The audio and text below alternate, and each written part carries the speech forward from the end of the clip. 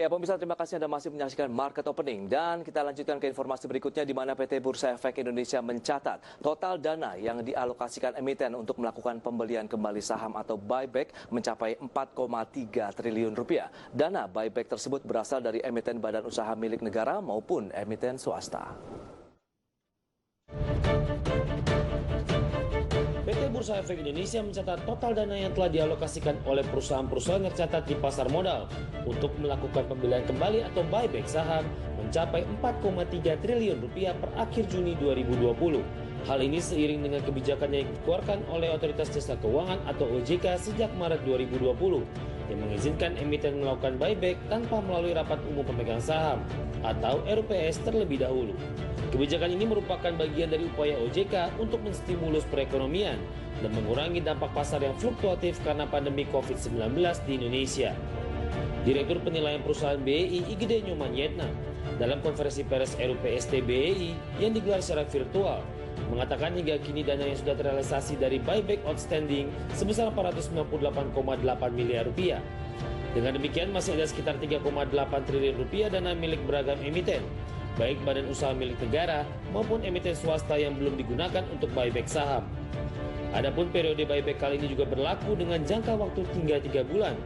Sementara untuk tanggal jatuh temponya, Nyoman mengatakan setiap emiten berbeda-beda, tergantung penyataan masing-masing emiten dalam keterbukaan informasi.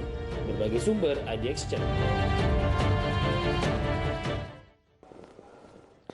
Baik, pemirsa, kita lanjutkan kembali perbincangan bersama dengan Kefas Evander, YouTuber investasi saham. Halo Mas Kefas.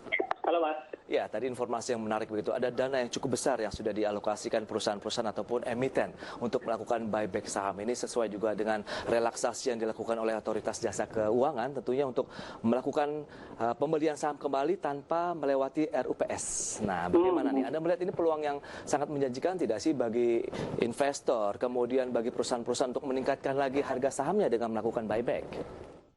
Oke. Tentu buyback jadi sentimen yang positif ya. Tapi kan kita juga melihat bahwa kebijakan buyback ini nggak wajib dilakukan oleh para perusahaan ya. Para company nggak wajib. Meskipun memang sudah disiapin budgetnya, tapi kalau manajemen melihat harga sekarang buat mereka tidak terlalu menarik, ya mereka nggak harus spend uangnya untuk melakukan buyback. Jadi mungkin manajemen yang belum menggelontorkan dananya untuk buyback ya mungkin belum melihat bahwa harga sahamnya saat ini sedang menarik sih. Kemudian saya melihat satu sentimen lagi mungkin di tengah ketidakjelasan saat ini perusahaan juga pasti ingin untuk jaga-jaga cash lebih banyak lagi sih. Gitu. Jadi mereka juga kalau mau buyback harus pertimbangannya dengan sangat tepat, punya cash yang banyak atau enggak. Iya, betul. Karena ada juga emiten yang setelah melihat pergerakan sahamnya dalam beberapa waktu terakhir begitu, setelah masa menginginkan melakukan buyback, tapi ternyata ke depan harganya semakin membaik. Jadi membatalkan untuk melakukan buyback begitu. Berarti memang keputusan tetap berada di manajemen ya? Iya, betul. Mungkin ketika berita itu keluar, investor juga senang, perusahaan yakin sendiri nih dengan kinerja perusahaannya, makanya mereka mau buyback. Makanya investor dan trader udah pada beli duluan. Nah, itu dia. Sebenarnya bagi investor maupun traders menyikapi perusahaan-perusahaan yang ingin melakukan buyback itu, ambil posisi atau tidak sih? Atau mereka melihat dulu benar-benar mereka sudah melakukan aksi beli sahamnya sendiri atau tidak jadi begitu? Kalau yang saya pelajari sebenarnya buyback itu memang bisa mendorong apresiasi harga sih. Betul. Jadi makanya trader investor udah ingin cepat-cepat duluan gitu sebelum perusahaannya beli dengan harapan ketika mereka udah beli di harga bawah, kemudian perusahaannya jadi membeli maka akan makin naik lagi. Tapi ya seperti tadi saya bilang buyback ini kan haknya manajemen ya, jadi mereka bisa beli bisa enggak juga sih. Nah, setelah mungkin melakukan aksi beli begitu ternyata manajemen tidak jadi atau batal untuk melakukan buyback, bagaimana langkahnya? Apakah tetap bisa di hold begitu, di hold saja atau sebaiknya kita lepas? Ya tergantung tujuan waktu mau beli sahamnya ya. Kalau memang untuk jangka pendek ya mungkin rumornya udah nggak ada ya bisa dijual dulu. Tapi untuk jangka panjang ya balik lagi ke kinerjanya sih, yakin nggak dengan kinerja perusahaannya.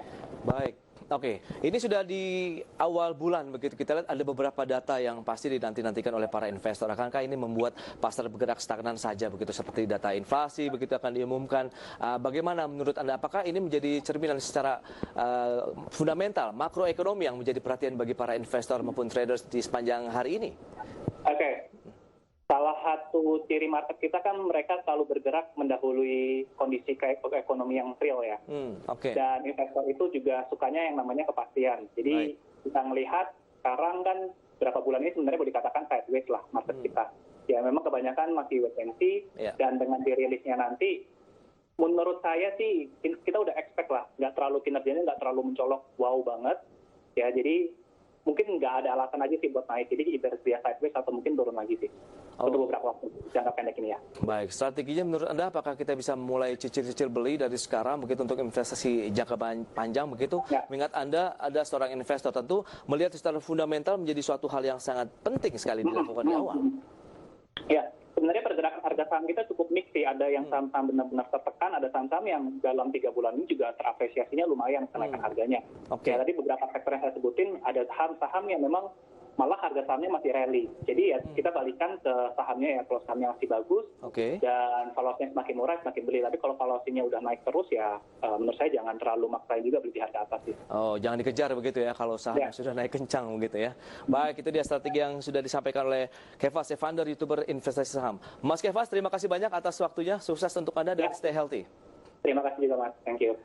Ya, pemirsa, demikian perbincangan kami bersama dengan Kefas Evander, YouTuber investasi saham. Di segmen berikutnya kami akan hadir dengan sejumlah informasi menarik lainnya. Tetaplah bersama kami di Market Opening.